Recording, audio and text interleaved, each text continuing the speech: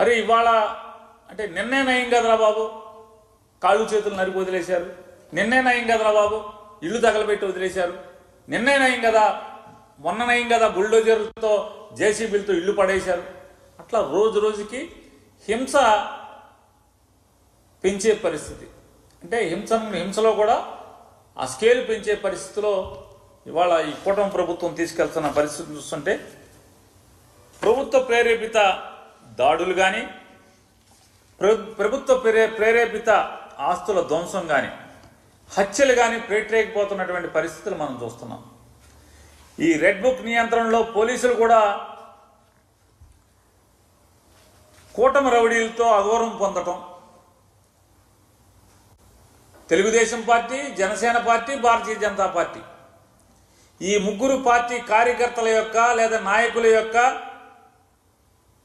వారి చేత పోలీసు వ్యవస్థ, పోలీసు యూనిఫామ్, కాకి యూనిఫామ్ అంతా కూడా అగౌరవం పొందటం,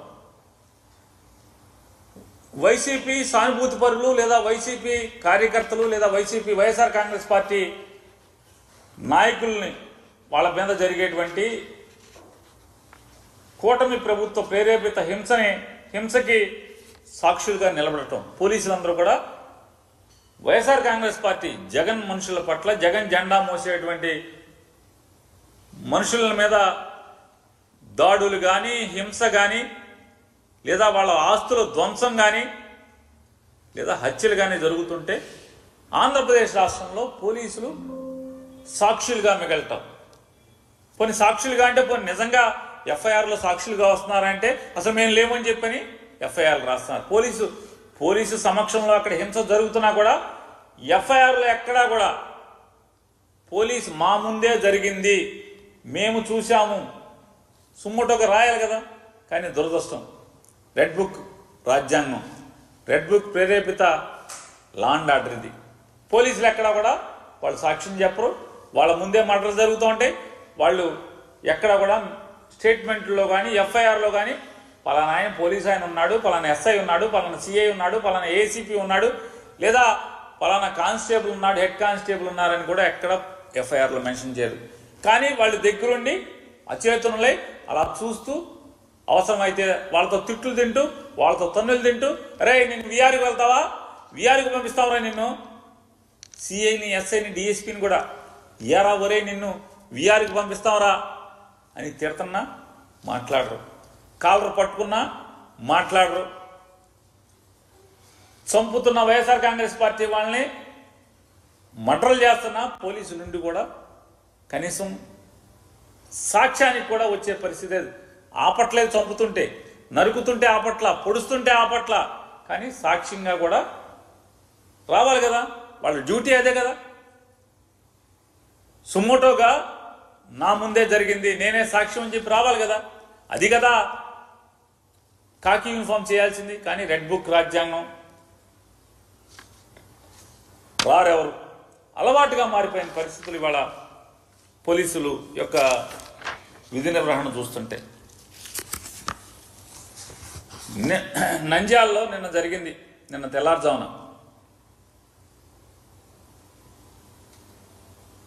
మరి ఇది ఎంత అంటే హేయం. ముగ్గురు కూడా తెలుగుదేశం పార్టీ నాయకులు, చంద్రబాబు నాయుడు గారు కానీ, పవన్ కళ్యాణ్ గారు కానీ, లేదా భారతీయ జనతా పార్టీ మోడీ గారు కానీ సిగ్గుపడాల్సినటువంటి పరిస్థితి. మీ నాయకత్వంలో నడుస్తున్న ప్రభుత్వంలో, మీచే నడపబడుతున్నటువంటి ప్రభుత్వంలో పోలీసు వ్యవస్థ ఏ రకంగా మీరు దిగజార్చారనేది ఇవాళ నంద్యాల జిల్లాలో జరిగినటువంటి హత్యా సంఘటన ఎంత కిరాతకం అంటే, నారపరెడ్డి అనే ఆయన